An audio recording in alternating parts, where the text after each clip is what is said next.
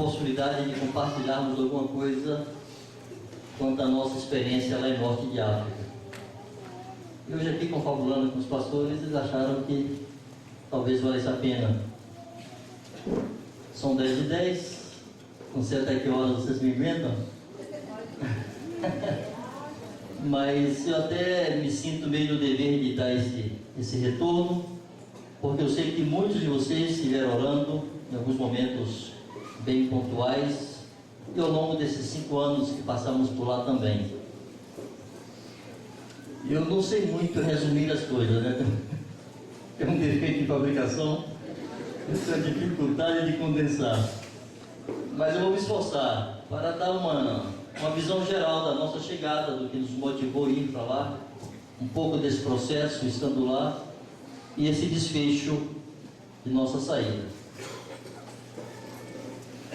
Desde muitos anos atrás, início da década de 80, eu estava em um contexto diferente, funcionando com outros irmãos lá em Salvador, e já havia uma carga no coração com respeito a missões de um modo geral. Essa carga foi migrando e concentrando-se mais no mundo muçulmano, e havia algumas inquietações. Na verdade, alguns pressupostos que eu tinha nem se mostraram depois verdadeiros, depois que eu tive contato com a cultura muçulmana, mas faziam parte dos motivos que inquietavam meu coração. Um dos motivos principais era que os povos chamados muçulmanos, o mundo islâmico, naquela região, ou naquelas regiões, o evangelho está proibido e ponto. Há mais de 1000 anos, por exemplo, no norte da África, há quase 1400 anos, se proibiu a pregação do evangelho, se estabeleceu o islamismo e já está. E ao longo dos séculos não houve muito esforço, muito investimento da igreja naquela região. E por muitos séculos o mundo islâmico ficou isolado do chamado mundo cristão. Isso foi crescendo uma inquietação, porque eu pensava assim: Jesus mandou ir a todos os povos, fazer discípulos de todas as nações. E quem vai se atrever a proibir isso? E que resposta a igreja dá quando alguém diz que é proibido pregar o evangelho? A igreja acata essa proibição, ou a igreja desafia essa proibição e leva o evangelho? E eu convivi com essa inquietação por muitos anos. Quando vim reunir com os amados lá em Salvador, trouxe isso. Havia pouca informação a respeito desse assunto. Os irmãos não tinham uma percepção da necessidade, portanto não havia oração sobre isso, portanto não havia carga sobre isso. Mas depois de alguns anos, eles me disseram assim: Sobanjo, aí tu não sabe o que fazer com você? Você fica aqui o tempo todo falando desse negócio de muçulmano aí, que não sabe o que fazer. Então faz o seguinte: você pode procurar contato com quem possa te ajudar e informar e cooperar para que você possa nos trazer uma proposta mais definida do que temos que fazer. E eu sair por aí com a bênção deles, procurando contatos, e visitei algumas missões aqui no Brasil, estive em alguns encontros de missões, etc. E por fim concluí o seguinte: a maioria dos encontros de missões, de congressos, etc., tinha muito mais o objetivo de motivar e desafiar as pessoas. Dizendo: não é a minha necessidade, eu não quero ser motivado, eu não quero ser desafiado, já está. Eu quero ser direcionado, quero saber o que fazer, onde, como, quando. E concluí que o passo seguinte teria que ser uma visita lá, ao local que tínhamos no coração de visitar e de viver, de trabalhar lá, que era no norte da África. Passaram-se os anos. A última visita que eu havia feito a um evento assim para buscar informações tinha sido em 97. Eu estive em São Paulo com alguns irmãos da Missão Kairos, e naquela época Havia um irmão muito querido, o genro do líder da Kairos, e eu queria a informação dele, como é que aquilo funcionava. Tivemos uma conversa de quase 1 hora. Eu concluí a partir dali que o próximo passo era ir lá, naquela região. E fiquei quieto e fui orar. Parei de incomodar meus companheiros e fomos orar. Passou-se 98, 99, 2000. No início de 2000, em janeiro do ano 2000, eu estava de férias em Aracaju, com minha família. Estávamos em uma ilha chamada Nova Atalaia, um local de praia interessante, mas que não tem nada à noite. Local ideal para férias, viu? Então, 8 da noite, tem que dormir, porque não tem mais nada para fazer. Então, eu ia deitar às 8 da noite, não tinha como ficar dormindo depois das 5 da manhã. Eu não aguento mais de 9 horas de sono. 4h30, 5 horas da manhã, eu estava de pé, ia para a praia caminhar e orar. E um dia sentei lá na praia e disse: ó Deus, do outro lado desse mar, um povo que não te conhece, há países que estão fechados por séculos. Se o Senhor tem algo comigo lá, então o Senhor faça alguma coisa, eu não vou estar brigando por isso. Fiquei quieto, sosseguei minha alma. Voltando a Salvador, um irmão nos procurou, um discípulo muito querido, Simão, e ele me disse assim: Vange, é o seguinte, eu tenho um dinheiro aí que Deus me disse que era para guardar esse dinheiro porque ele tinha algo específico para usá-lo. E eu soube que você quer ir à África, é verdade? Eu disse: é verdade. Eu disse: pois bem, eu quero bancar a tua ida lá. Ele é médico, ele estaria saindo de férias, ele propôs que nós fôssemos juntos, pelo menos parte da viagem. Ele disse: eu pago a tua passagem e pago a metade da passagem de Gino. Ele disse: meu irmão, eu não posso botar um centavo nesse negócio aí. Eu estava construindo na época. Disse: não se preocupa, meu compromisso é a tua passagem e metade da passagem de Gino. Eu fui ao presbitério e expus a situação. Os companheiros disseram: bom, mas assim tá bom. Só temos uma vírgula. Gina não, vai Benito. Gina é fácil você levar a conversa e convencê-la. Nós queremos alguém que esteja lá com toda a sobriedade para julgar com você o que temos que fazer. Amém. Foi o Benito comigo. E Benito é a nossa referência de pé no chão, né? Não lhe falta sobriedade. E fizemos a viagem. O Simão manteve sua oferta. Depois ele não pôde ir, mas manteve a sua oferta, bancou minha passagem. A igreja bancou a passagem de Benito. O pai de Benito ajudou com outras despesas que teremos na viagem. Enfim, passamos por lá quase 3 semanas. Quando voltamos, quem fez todo o comercial entre os irmãos foi Benito. Benito foi quem fez toda a propaganda e estava convencidíssimo da necessidade de que alguém fosse enviado àquela região. E começamos a conversar entre nós. Depois tivemos um retiro de pastores. Se discutiu esse assunto, depois do nosso retorno.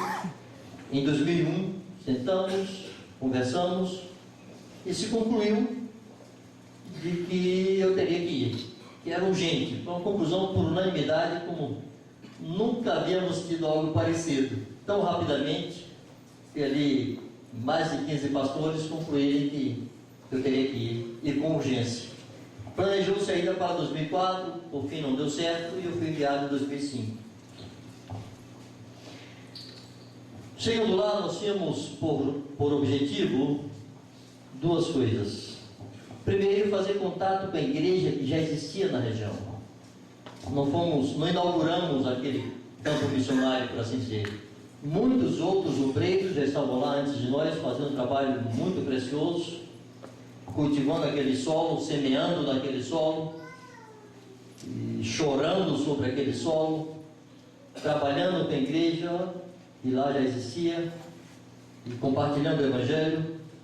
Então nós queríamos somar com estes e cooperar com a igreja ali, e também anunciar o Evangelho.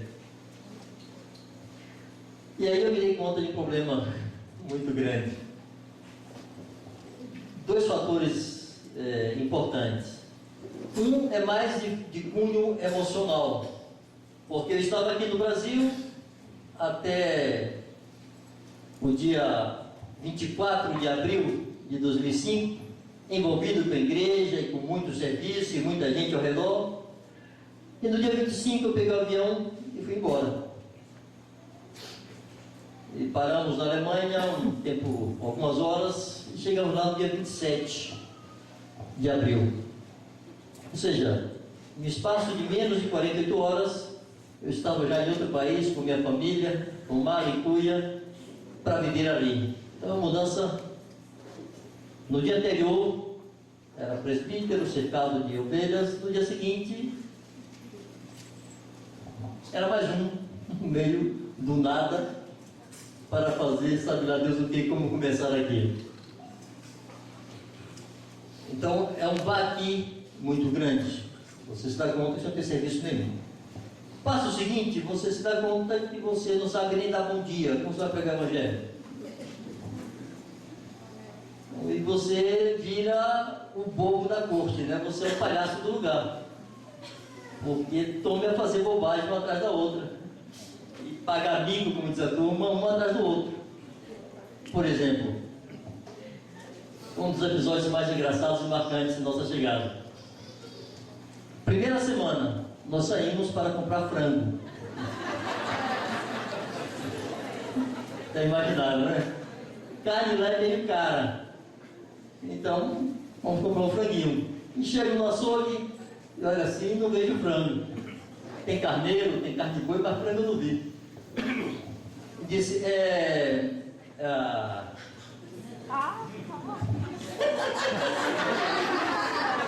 não deu outra, mas aí. Eu tive que bater asa e cacarejar.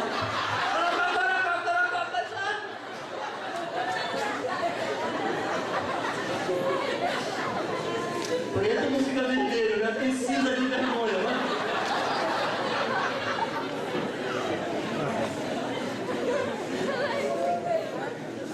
Esse foi um dos ridículos que passamos. Passamos vários.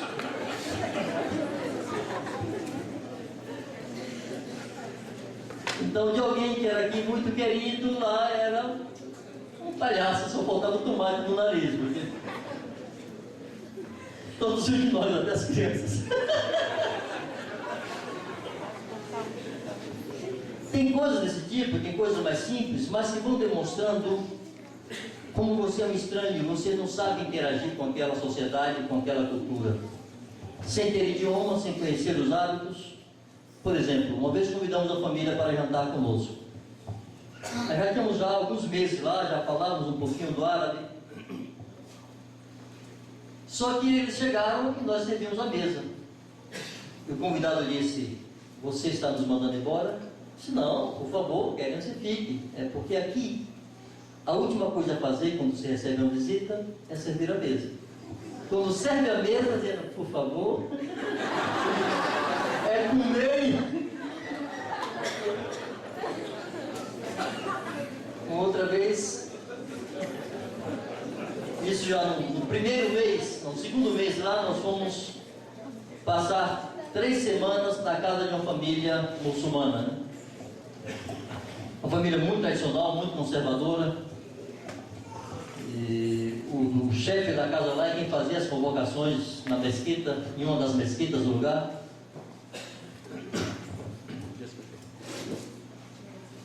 E ficamos ali. E falávamos quase nada ainda. Não falávamos nada do árabe. Fazia parte do treinamento, forçar o convívio com a família local para estimularmos, inclusive, o aprendizado do idioma. E me foi apresentada a filhinha, uma garotinha de 13 anos, filha da família, e eu, muito cortesmente, um perfeito cavalheiro, eu quis saudá-la beijando-lhe a mão, tomei a mãozinha dela. Essa pobre menina deu um pinote dessa altura, ficou vermelha da cor do mais e saiu disparada. Eu disse, o que é que eu fiz dela? O que é que eu fiz dessa vez? É simples. Beijar a mão é um ato, como é que eu digo isso? De subserviência. O servo ou escravo beija a mão do seu senhor. Naquela cultura em que a mulher não vale muita coisa, ainda mais uma criança ter um coroa de 45 anos beijando a sua mão, na cabeça dela era uma loucura. Como se ela pensasse, o que é que esse tonto está fazendo? Ele a casa é meu escravo? Não são pequenas coisas, mas que você pode ferir sem querer aquela cultura. Sem falar de toda a forma de ver o mundo que é completamente diferente. Por exemplo, quando eles falam das questões da Palestina, primeiro não chamam Palestina, eles chamam Filistia. E não falam palestinos, falam filisteus. Eles se referem ainda a 3.000 anos atrás. Eles olham para os conflitos daquela região, lembrando-se do tempo de Davi e dos filisteus. Então é uma rixa antiga. E como eu vou tratar dessa questão em uma perspectiva ocidental? Complicado? Enfim, há todo esse processo de adaptação cultural, de aprendizado do idioma, de assimilação dos costumes, de comer todo mundo no mesmo prato. Nós ficávamos hospedados nas casas e serviam cuscuz ou tagine ou outra comida qualquer. E é sempre um prato comum, mesinha redonda, e todos ao redor da mesa, usando-se a mão direita, porque a mão esquerda tem fins menos nobres. Ai, do infeliz que bota a mão esquerda no prato. Então tem que ser a mãozinha direita. E às vezes íamos para a zona rural. Por exemplo, a família da Tami mora na zona rural, é na roça mesmo. E não tem água encanada, não tem nada. Tem um poço lá com a bombinha. E você procura uma pia para lavar as mãos, não tem. Um banheiro não tem, é na moita mais próxima. É ali atrás do matinho. Só que na hora de servir a comida, há uma tradição. Por exemplo, o cuscuz. Bom, é difícil dizer como é que é, mas é um prato redondo grande, uma massa à base de semolina de trigo e com verduras e legumes cobrindo todo aquele prato, e no centro fica a carne. Carne é cara, como eu disse. Então qual é o procedimento? Todo mundo vai comendo ali. Para o estrangeiro eles dão uma colher, mas eu preferia comer de mão para ir me identificando com eles.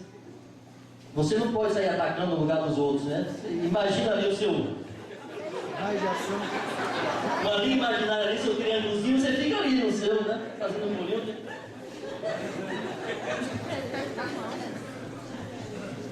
Aí depois você vai consumindo aquela parte toda ali, os legumes, aquela massa e tal, chega na carne. Mas na carne, quem tem que distribuir a carne é o dono da casa. Faz parte das honras. Aí ele pega a carne, com a sua mão direita e tá.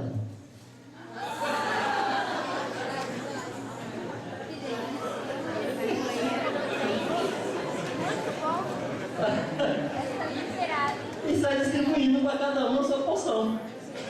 Você faz a cara bonita e diz, que bom que tá. Maravilha que tá legal. O pior é que é gostoso, né?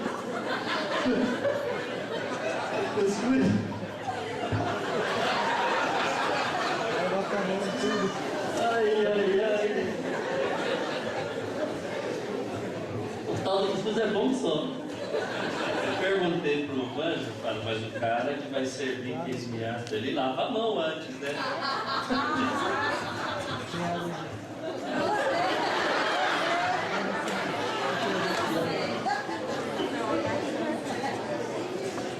Queira Deus, né?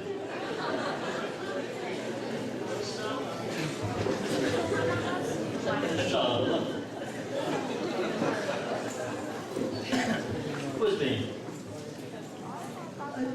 passando alguns vexames nesse sentido, eu fiquei mais gordinho porque minha esposa, com frequência, me passava a poção dela. Era 12 mil pra mim. Maridos servem para isso também, viu?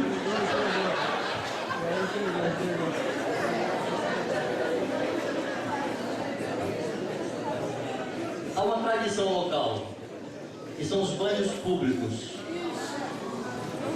Chama-se público porque é fora de casa, né? Tem os hammams, são locais, tem dos mais simples a outros muito elegantes, muito chiques, muito caros. Você paga para entrar e para tomar o banho ali. A tradição local é que as pessoas usem o hammam para tomar banho lá e não em casa. A maioria das casas mais simples não tem chuveiro. As casas de classe média têm chuveiro em casa, mas frequentemente as pessoas preferem usar o hammam. E lá tem a parte dos homens e das mulheres. Eu fui uma vez e fiquei satisfeito. Eles se baseiam muito nos banhos humanos, né? Então tem a parte quente, a parte morna e a parte fria. E ali é o programa deles. Passam horas a fio. Porque é o seguinte, normalmente é um banho por semana. Normalmente. Um ou outro, 2 banhos por semana. Então aquela turma entra ali, mas toma banho no capricho. Primeiro jogam água e tomam esfregar. Tem uma buchinha própria para isso. Se esfregam muito. Aí joga água de novo, e toma de bucha, água de novo. Aí depois se ensaboam e tal, e vai para a parte morna, e no fim a parte fria, e dão massagem nas costas do outro, é uma agonia.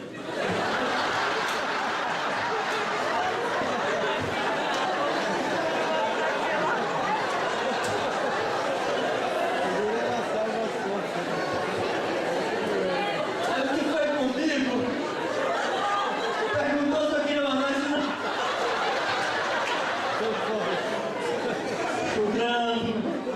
Obrigado. Tá bom demais aqui.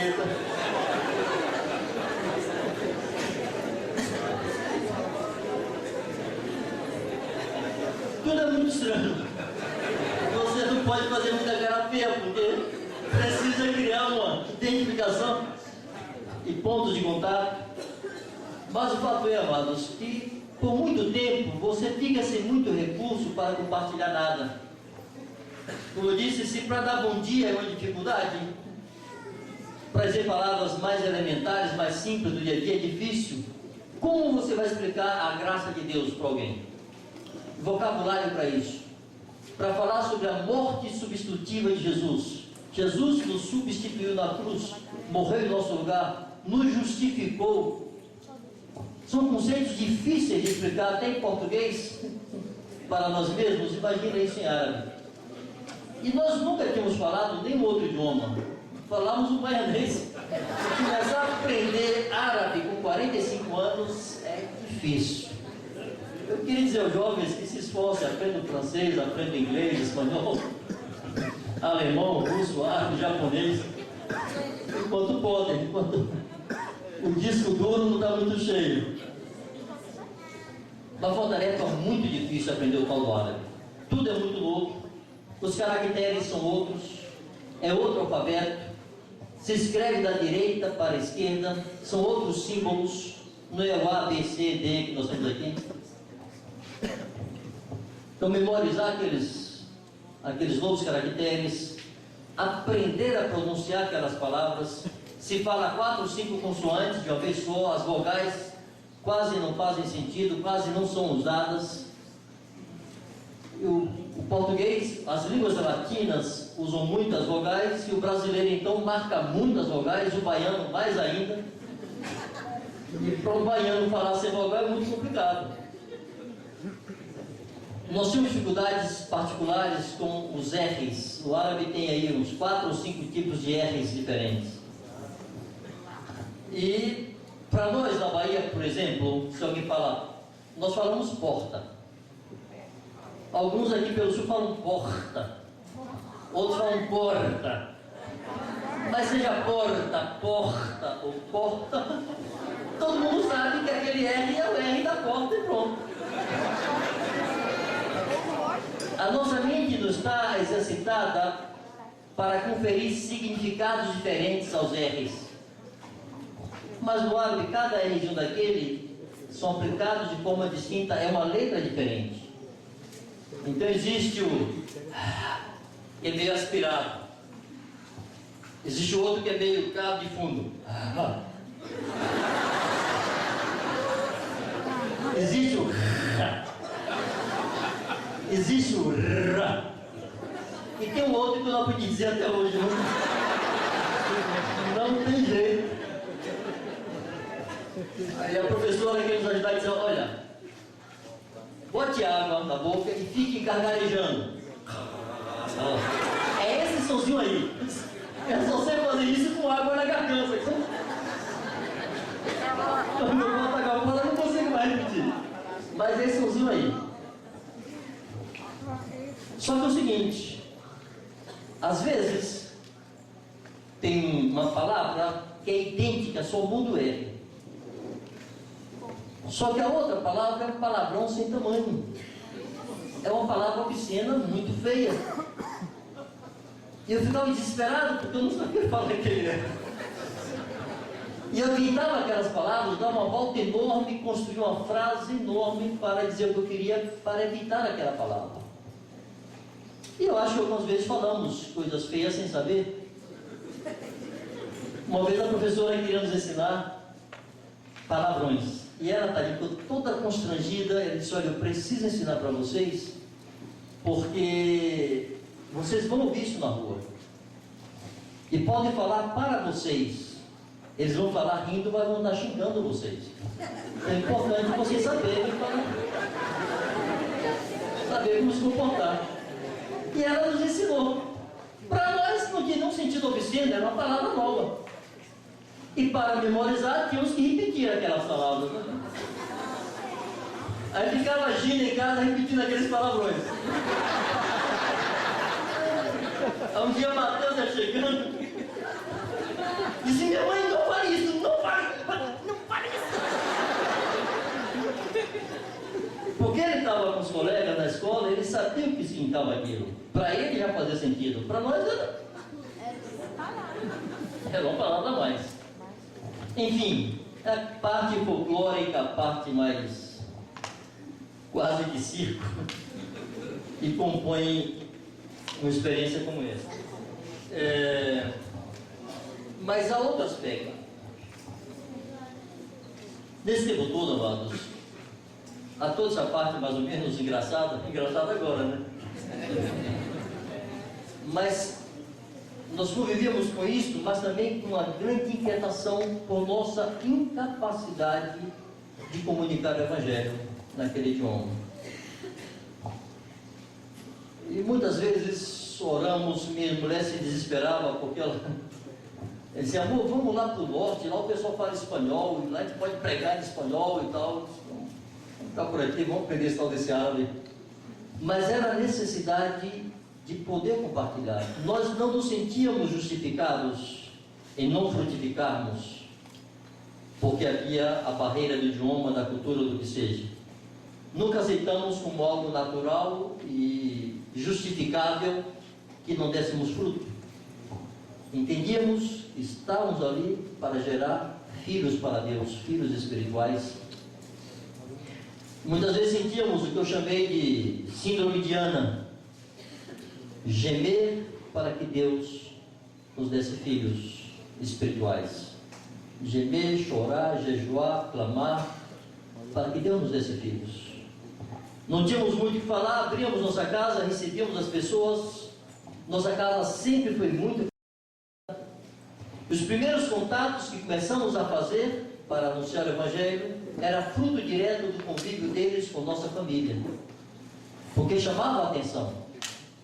Uma mulher muçulmana que era obrigada a sujeitar-se ao seu marido, ver uma mulher que com alegria se sujeitava ao seu marido. Não lhe era pesado a ela sujeitar-se a mim, e eles não entendiam.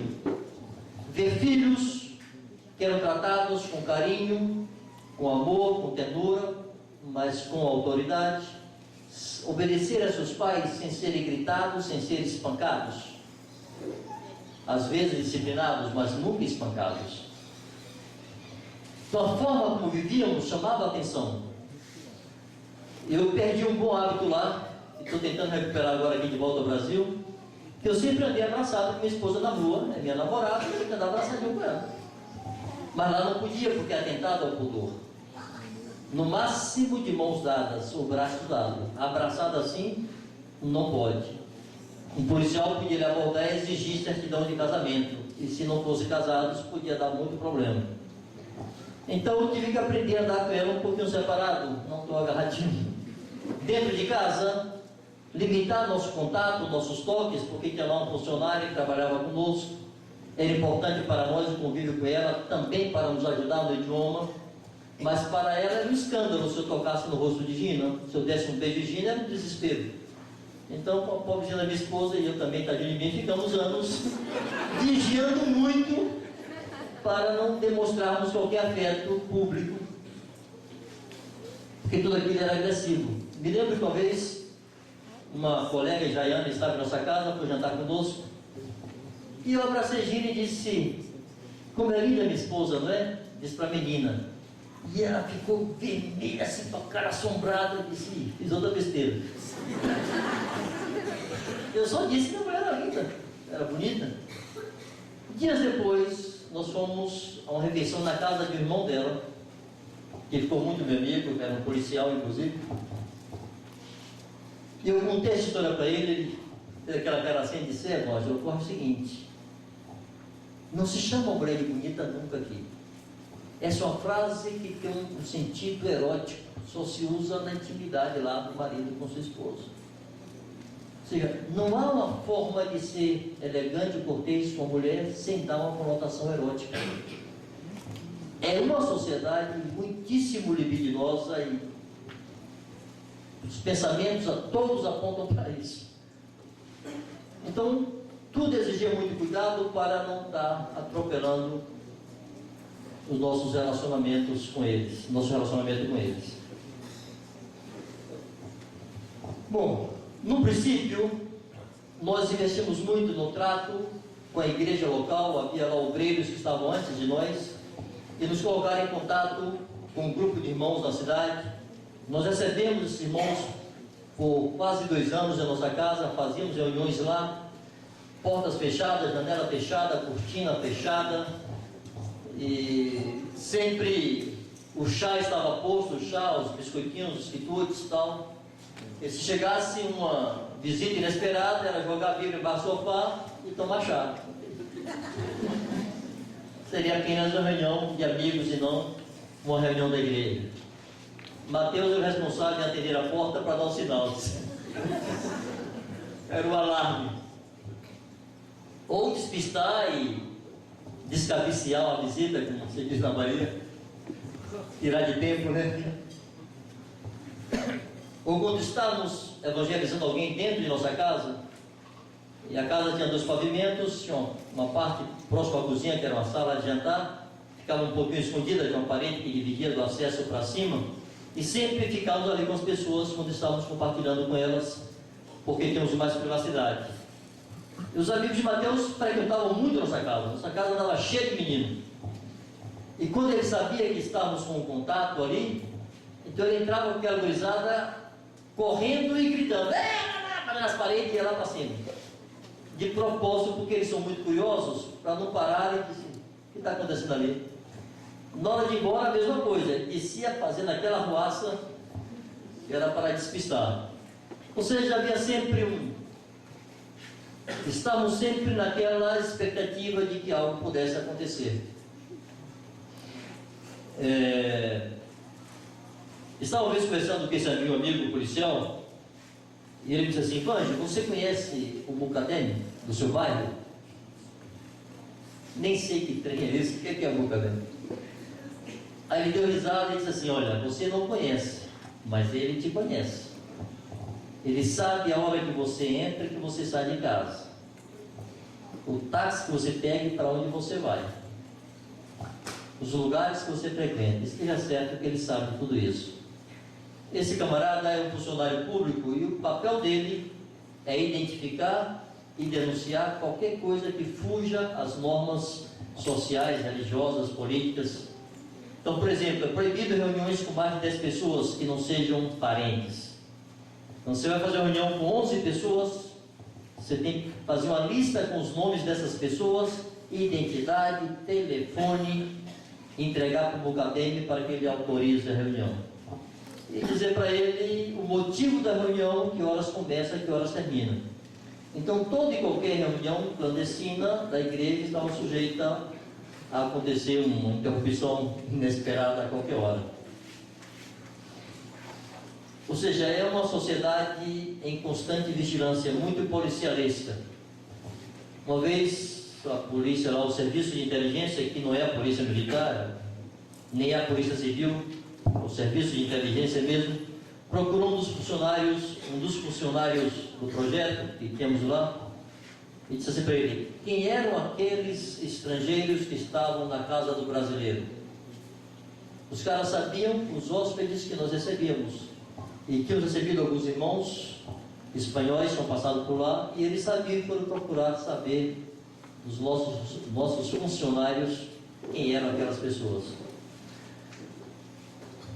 Houve um episódio que achamos que pode ter cooperado ao final para a nossa expulsão,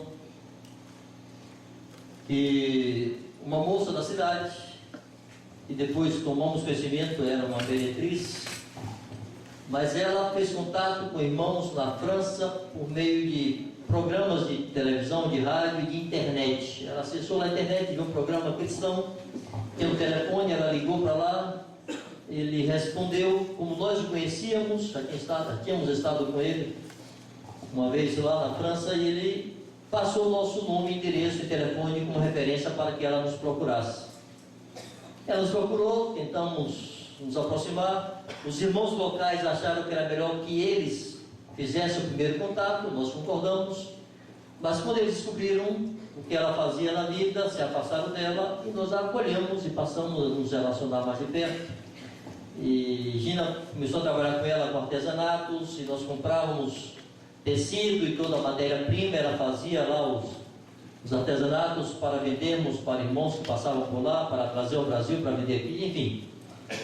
Encontrar uma fonte de renda para ela, para que ela abandonasse o seu trabalho. Mais uma vez ela estava no dentista, e ela fala muito, e a mulher do dentista era russa, e na cabeça deles, todos aqueles que não são muçulmanos são cristãos. E ela achou que a mulher do dentista era cristã. Aí disse: eu também estou virando cristã, e tem uns amigos brasileiros que estão me ajudando aí a ler e estudar a Bíblia. Aí o dentista disse: que interessante, fale-me mais. E ela virou, disse o seguinte: não vai dar para terminar o tratamento hoje, você vem amanhã de tarde para a gente concluir. Ela foi no dia seguinte e estava a polícia lá.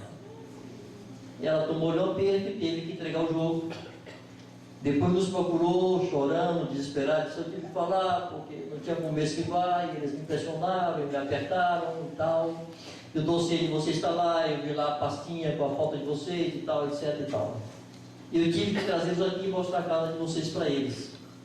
Então seria bom que vocês dessem serviço a qualquer material que vocês tenham aqui. Bom, paciência. Aí pegamos, nós tínhamos muito material, bíblias e DVDs, CDs, livros.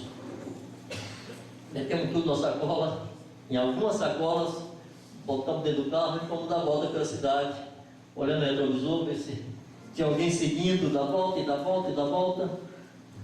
Filho de polícia se escondendo da polícia. Que meu pai não me veja aqui, filho de delegado. E depois de muitas voltas, por fim entregamos na casa dos irmãos africanos, centro-africanos que moravam lá, deixam o material lá para despistar por um tempo.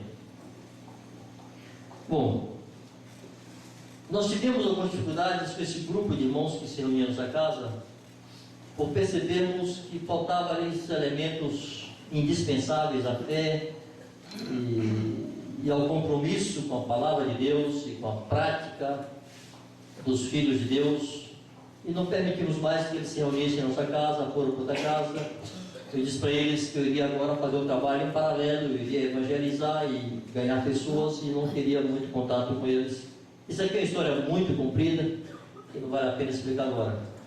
Não queria contato bíblico, não queria estar comprometido com eles. depois de 2 anos trabalhando com eles, me dei conta que estava malhando com ferro frio. E foi nesse tempo que começamos a investir mais em evangelização e menos em contato com a igreja local. E buscamos também fazer novos contatos com irmãos nacionais, mas não mais contatos intermediados por outros, contatos que Deus nos permitiu fazer em diversas circunstâncias, sem aquele discernimento já viciado do relacionamento desses irmãos com os obreiros antigos. Nesse tempo, a Tami recebeu o Senhor, se converteu, se batizou, e ela se batizou em fevereiro de 2009, mas em junho nós tivemos que fazer algumas viagens por conta da própria missão, por necessidades da organização com a qual trabalhávamos lá. Tivemos que ir a Portugal, Espanha, etc.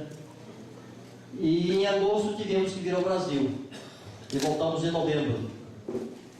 E nesse meio tempo aconteceu aquelas coisas que vocês tomaram conhecimento, que ela foi obrigada a casar-se, quer dizer, estava sendo obrigada a casar-se com um moço muçulmano que já tinha uma primeira esposa, ela seria a segunda. Esse moço disse para ela que se a visse na rua sem o véu, iria bater nela. Aí encontrou sem o véu e bateu nela na rua, chutou ela. Em uma segunda situação, a cortou com a garrafa quebrada.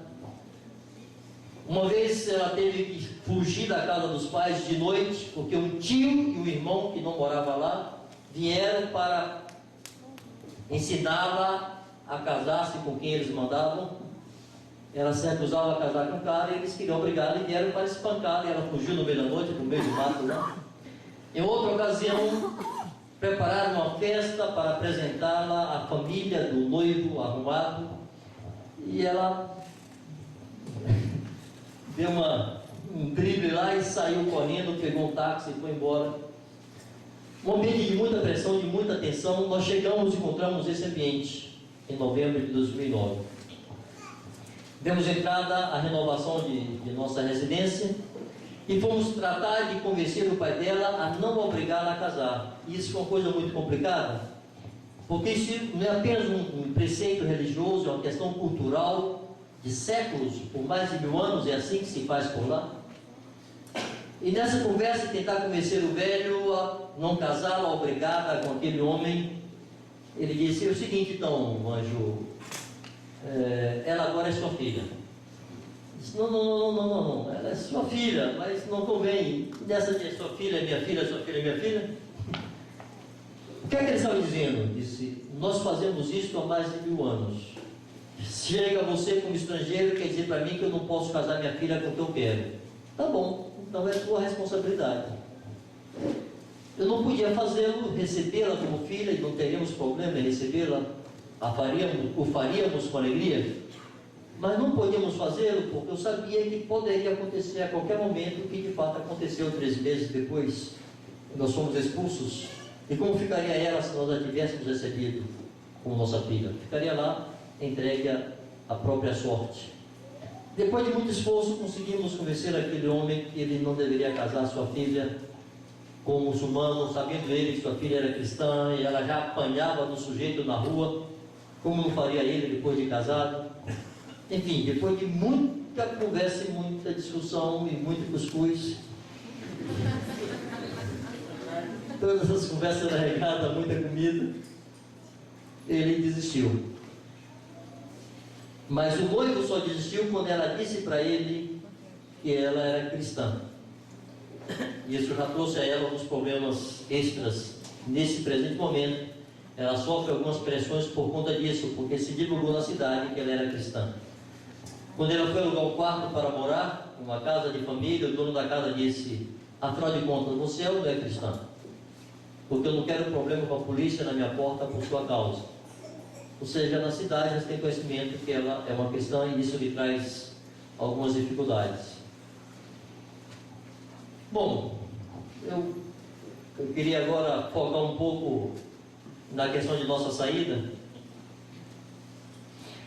No dia que eu fui detido e expulso, nós estávamos nos preparando para no dia seguinte receber um pastor local, um irmão muito precioso, é a sua esposa, a Tami, que já estava lá em casa nesse dia, iria dormir lá. Iríamos conversar sobre a possibilidade de conseguirmos entre os irmãos locais um noivo para ela, que seria uma forma de livrá-la do casamento com aquele muçulmano, era casando-a com um cristão nacional. E nesse dia, recebemos a visita de um policial lá, à tarde, conversou, fez muitas perguntas, me obrigou a ir com ele nas casas onde eu já havia morado antes, na cidade, nos endereços anteriores, chamou os vizinhos para perguntar a meu respeito, eu lá com a polícia do lado, e ele conversando com o vizinho, eu lá com a cara de sabão, como disse, e depois me liberou. À noite voltou a ligar, no final da tarde, umas 6 horas da tarde, voltou a ligar e disse, olha, preciso me encontrar com você, eu e fulano de tal, que era o chefão lá, que era o homem que autorizava a residência, seria o equivalente a um chefe qualquer aqui da Polícia Federal, responsável por isso, em liberar a residência de estrangeiros. Ele disse, olha, eu estou no mercado com minha esposa, e disse, bom, encontramos você aí.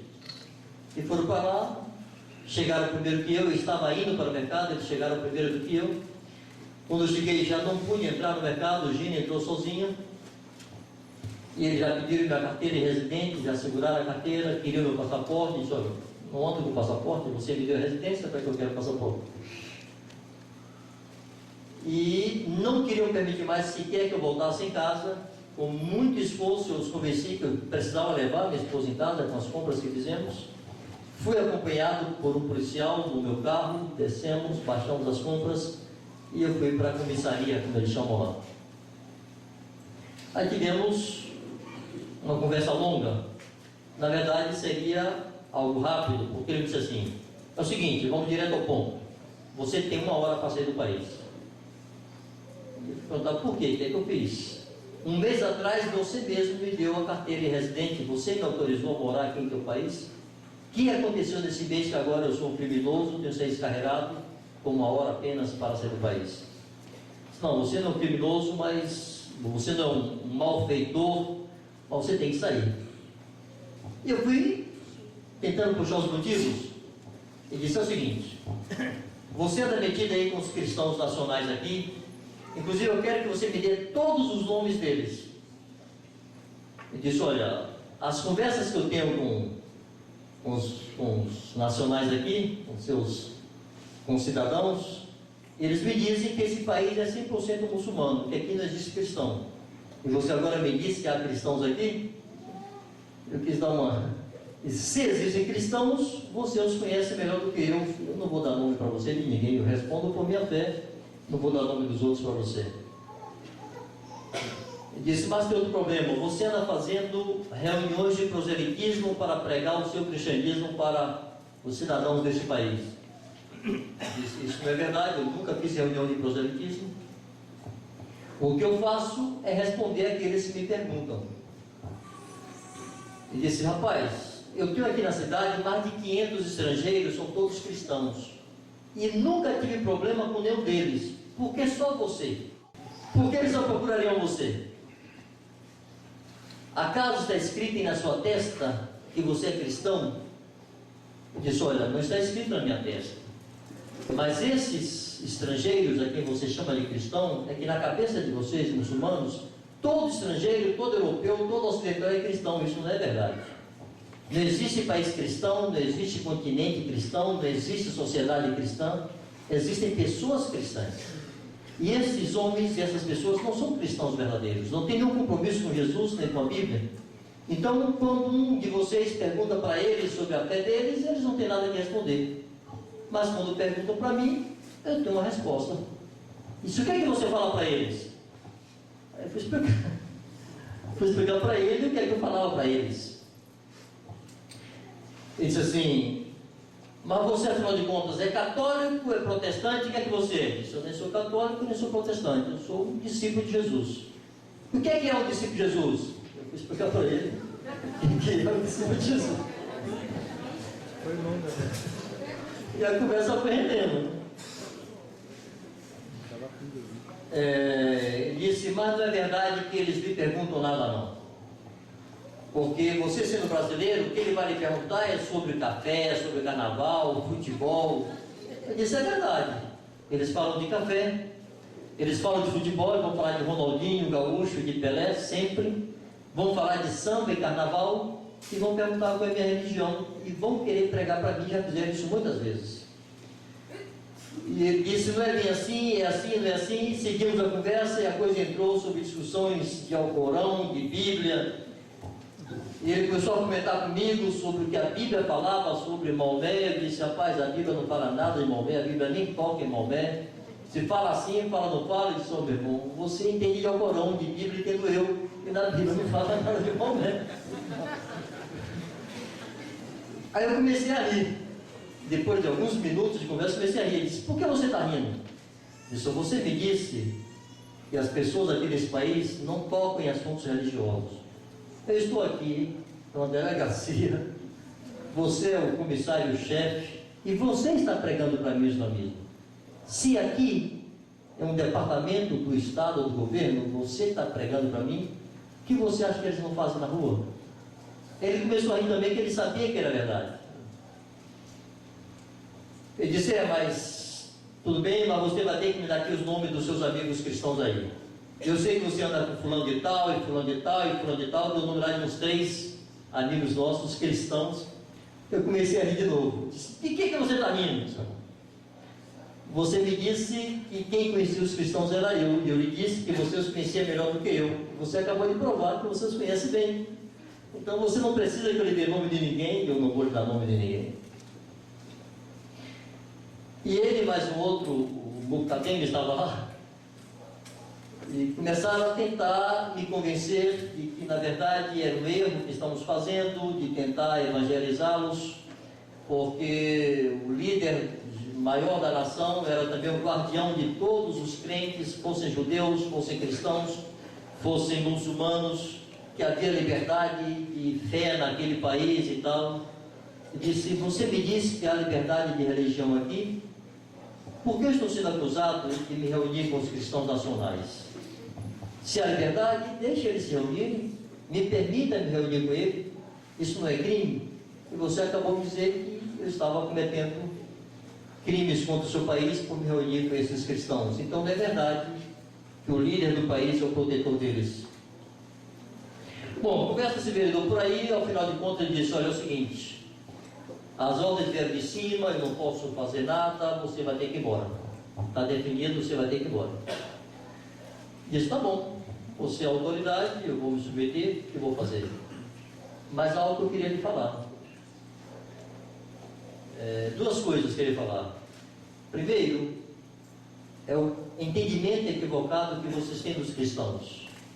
E aí eu passei a falar para ele de um episódio que havia acontecido em minha casa meses atrás, quando um funcionário da empresa de telecomunicações foi na minha casa para consertar o telefone. E aquela pessoa começou a pregar para mim o islamismo, eu comecei a pregar para ele o cristianismo, a fé em Jesus. Eu estou reportando isso para o chefe de polícia, contando essa história. Em dado momento, eu disse para aquele rapaz o seguinte, disse, olha, o que ocorre é que vocês acham que todo cristão é um pervertido, beberrão, usuário de drogas, metido com prostituição, com todo tipo de pecado. Ele disse, é mesmo. Disse, pois é. O que você não sabe, por exemplo, é que todo brasileiro acha que todo muçulmano é um discípulo de Bin Laden. É um turbante na cabeça e um dinamite no bolso. Disse, mas não é assim não, disse, agora eu sei que não é assim. Conheci você é gente boa, homem de paz. Mas antes eu não sabia disso. Um dos motivos que me trouxe ao seu país é para você saber o que é um cristão, o que é um discípulo de Jesus. Que não tem nada a ver com Madonna, com Michael Jackson e com Hollywood. Um discípulo de Jesus é alguém comprometido com Jesus, que obedece a Jesus, que vive para Jesus. E reportei isso ao chefe lá de polícia e disse, olha, vocês têm um conceito errado do que é um cristão. Eu não fiz mal nenhum ao seu povo, muito pelo contrário. Minha filha se formou na sua faculdade. O meu filho estuda na sua escola. aqui na sua cidade. Eu tenho um projeto social aqui, já formamos quase 200 jovens, alguns deles eram drogados, faziam parte do problema teu e agora fazem parte da solução, porque estão trabalhando, estão capacitados para o trabalho, estão trabalhando. Alguns deles já se casaram por causa deste trabalho. Eu vim para aqui com minha família, com minha esposa e meus filhos, respeitando sua nação e cooperando com vocês. E você está me mandando embora, porque eu sou um cristão verdadeiro. Agora esses outros que estão aí, e você sabe que aqui há muitos europeus que só trazem para o seu país prostituição, homossexualismo, droga e álcool. E a esses você permite que fiquem. A mim você me manda embora. Eu não entendo a cabeça de um muçulmano. Vocês não querem o que é bom. Vocês querem no Ocidente apenas o que é ruim. E disse, olha, as ordens veio de cima e você vai ter que ir embora. Tá bom. Eu disse, olha, mas eu preciso ver meu filho não está aqui, minha esposa e minha filha já chegaram, mas meu filho não está aqui, eu preciso ver meu filho. Não vou embora sem me despedir dele. Bom, mas daqui você não sai, pois a tua mulher vai trazer tua mala, tua mulher vai buscar teu filho, mas daqui você não sai. Tá bom. Aí imagina, tadinha, tá assim para baixo, pega a mala, depois sai e vai buscar Mateus. E Mateus não esperava, Mateus tornou-se um do lugar. Mateus é menos brasileiro hoje, é muito mais africano que brasileiro. E ele entrou assim na sala, zangado, arfando. Me dá uma raiva, meu pai, me dá uma raiva, me dá uma raiva, meu pai. Calma, negão. Não se esqueça de onde você está, negão, calma. E o cara percebeu que ele estava agitado, que ele estava nervoso, e veio falar com ele, disse, garoto, qual é o problema? Está tudo bem? Não, isso é normal, não aconteceu nada demais, isso aqui é normal. Ele disse, normal para você. Isso me lembrado mesmo, né? Se coloque em nosso lugar. Para você é muito fácil, é normal. Se coloque em nossa pele. Não está certo isso, não é correto isso, está errado isso. Mateuzinho, não complica. Bom, aí pedimos licença a ele, nos reunimos no canto da sala, nos abraçamos, oramos juntos, trocamos boas palavras, beijos, abraços, e eles tiveram que sair. E eu fui para o camburão e fui levado até a fronteira. Isso era 11 e pouca da noite. Eu fui levado até a fronteira. Aí nas paradas no meio do caminho para descer, para ir ao banheiro, por exemplo, aí desce a policial, abre a porta do camburão, desço eu com a cara de sabão. O povo me olhando assim. E ao banheiro acompanhado pelo policial. Um vexamezinho. E bom, nos deportaram assim. Mas em todo o tempo não houve qualquer inquietação em nosso coração. Eu ia lá naquele camburão, deitado naquele banco de madeira e pensando assim, eu sou muito irresponsável, como é que eu... Era para estar aqui angustiado, eu estou com essa cara mais limpa, tranquila. Eu devo ser muito inconsequente. Mas de fato havia uma confiança e uma tranquilidade muito grande e as mãos do Senhor estavam sobre tudo aquilo. Não estava preocupado com minha esposa e meus filhos que ficavam para trás. Confiava e descansava que o Senhor ia agir. De imediato eles ligaram para o Brasil, falaram com o Benito já acionou o meio mundo, e Brasil, Estados Unidos, Argentina, Espanha, já tem gente orando por tudo que era canto. Acho que por aí se explica muito da tranquilidade que Deus nos deu, do consolo a ela e presença de espírito e tranquilidade para decidir, para providenciar o que tinha que providenciar, fechar conta de banco, água, luz, telefone, vender os móveis e comprar as passagens deles e voltarem para o Brasil. E nos encontramos aqui já no meio do mês de março.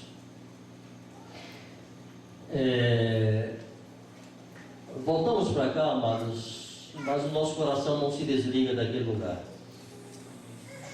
permanece a convicção que há muito o que fazer, tanto na evangelização daquele país, daquela gente, quanto em consolidar e confirmar aquela igreja. Há muita necessidade na própria igreja. Me dê mais 10 minutinhos, já são 11h10, me aguento mais um pouquinho. Tem algumas cargas de oração que eu acho que seria importante comunicar para vocês. Por exemplo, eu fui a uma reunião de uma igreja, de um grupo de irmãos em outra cidade. O pastor me falava de determinado irmão e de vez em quando couro na mulher, batia na mulher, e a dificuldade que eles tinham de administrar isso, porque é um procedimento cultural enraizado na mente e no coração daquela gente. Tinha um garoto que frequentava nossa casa, tinha 19 anos, dizia-se convertido. Quando ele nasceu, seus pais já eram cristãos naquele país. Ele nasceu e cresceu em ambiente cristão.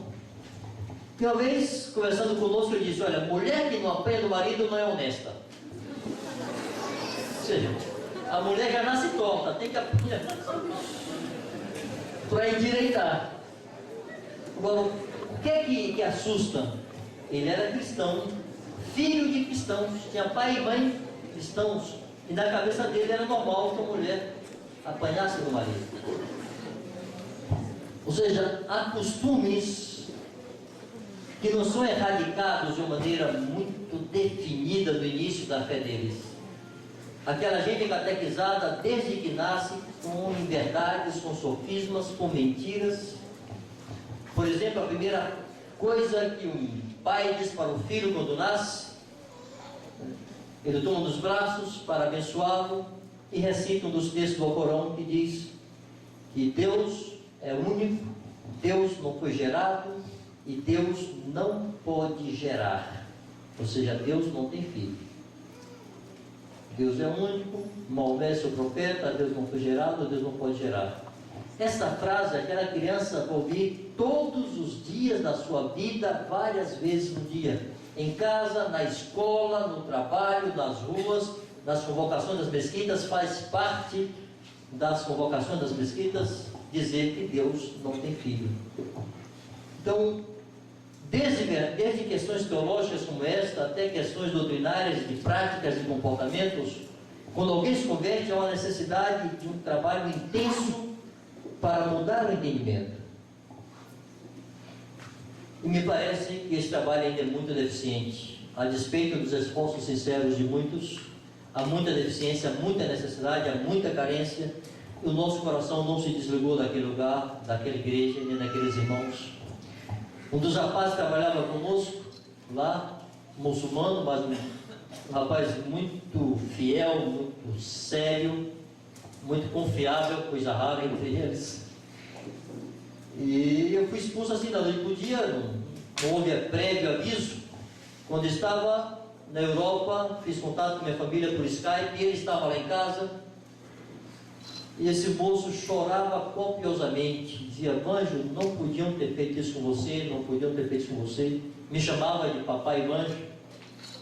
Casou-se lá, tivemos seu casamento. Outro dia liguei para ele daqui, por Skype também, e outra vez chorava feito criança. Esse rapaz conviveu com alguns cristãos, morou na casa de alguns cristãos e se escandalizou com os cristãos nacionais. Ele chegou a frequentar reuniões da igreja, cantar os cânticos conosco e depois se afastou escandalizado com o comportamento dos cristãos com os quais ele viveu. Depois de muito esforço, de muito trabalho, ele decidiu estudar a Bíblia comigo. Estávamos na primeira semana que estávamos estudando a Bíblia juntos, eu fui expulso. Ele está lá, eu estou aqui, mas muito de nosso coração está com aquele rapaz. E muitos outros contatos com quem nós nos relacionamos, estamos começando a compartilhar a palavra, tendo já um nível melhor de idioma, podendo expressar com alguma clareza nossas ideias e pensamentos, e tendo já contatos novos no meio da igreja, relacionando-nos com alguns líderes locais, nacionais, que era algo importante para o serviço, o ministério ali. Enfim, saímos de um momento em que considerávamos era o melhor momento ministerial, onde finalmente poderíamos realizar um serviço concreto ali. Não sabemos se voltamos para morar lá, mas temos expectativa de que alguém vá. Nesse ano, dia 30 de dezembro, Jaiana está voltando lá, nossa filha. E vai com outra discípula lá em Salvador, vai visitar a Tami, para consolar a Tami, para animar a Tami, para esforçá-la, e para tentar resolver algumas pendências da faculdade, que por lá, e ver os amigos, ver os contatos, avaliar a possibilidade do retorno nosso, enfim, fazer aí uma preliminar. E no final do ano que vem, já está definido, se o Senhor nos permitir até lá, vamos com toda a família e junto com Carlos Cardoso e Assir, sua esposa, e mais quantos queiram ir conosco. E a ideia é juntos avaliarmos a possibilidade de voltar a investir naquele país em termos de ministério. Então queríamos que os irmãos estivessem orando pela viagem de Jaiana agora, para que Deus aguardasse, ela está indo sozinha com outra irmã, solteira, e para que ela tenha êxito nos seus contatos, no contato com a Tami. Estamos orando pela possibilidade de que a Tami possa comprar um apartamento financiado, porque hoje ela vive de aluguel, aluga um quarto em uma casa de família, divide aquele quarto com outras meninas, colegas dela de trabalho. Então mesmo quando ela fala conosco por telefone é difícil, as conversas são truncadas, porque as meninas estão presentes. Para ela ler a Bíblia é quase impossível, porque as meninas estão presentes. Para ela orar, a mesma coisa.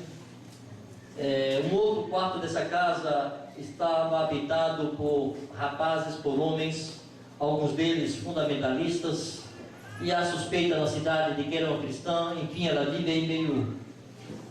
Então, a nossa ideia é que ela financie um apartamento, que ela vai pagar mensalmente quase o mesmo valor que ela paga de aluguel por aquele quarto. Estamos orando para levantar recursos para dar o sinal desse financiamento e ela ir morar sozinha, ela poder ser edificada e animada à distância por nós aqui, ou mesmo por irmãos que estão lá e que a conhecem, com quem ela já tem contato. Então Jaiana vai também tratar disso. Queremos que você orando para que Deus conduza e encaminhe todo esse procedimento aí. E seguimos orando para que aquela nação finalmente cresça no conhecimento de Jesus. Naquele país existem cerca de 35 milhões de habitantes. Se fala de 1.000 cristãos.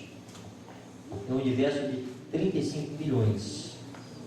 E desses 1.000 cristãos, eu conheço muitos, e de cristão tem muito pouco na vida deles. Alguns são discípulos exemplares, gente que já sofreu por amor a Jesus, gente que já foi presa, gente que já apanhou da família, da polícia, que segue fiel, pregando o Evangelho, testemunhando de Jesus. Mas há muitos que nunca viram a cruz, nem de Jesus, nem a dele mesmo, mas é contado como cristão. Então o Senhor nos conceda direção e luz para sabermos como fazer e quando fazer. Obrigado pela paciência e boa vontade e compartilharem conosco aí dessas cargas, tornar de vocês essa carga que é nossa.